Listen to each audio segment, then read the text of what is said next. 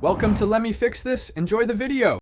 In this video, I will explain how to drive a Porsche 911.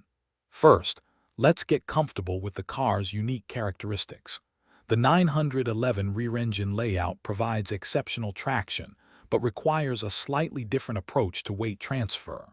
Take a moment to adjust your seat and mirrors, ensuring optimal visibility. Familiarize yourself with the steering wheel controls and the various driving modes available. We'll focus on smooth, deliberate inputs for a confident driving experience. Now, let's dive into the controls. If your 911 has the PDK transmission, practice using the paddle shifters for manual gear changes. This gives you precise control over the engine's power band.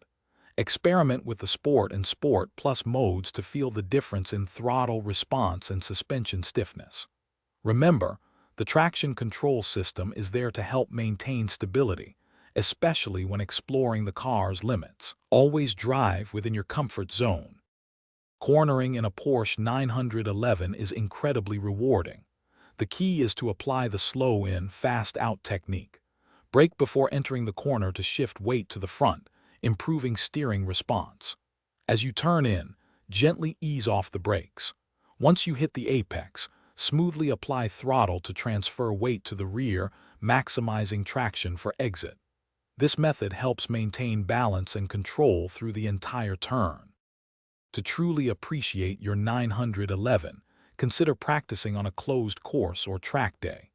This allows you to safely explore its incredible capabilities without public road constraints. Always ensure your tire pressures are correctly set for optimal handling and safety. Remember, the 911 is a powerful machine, so always drive responsibly and be mindful of your surroundings.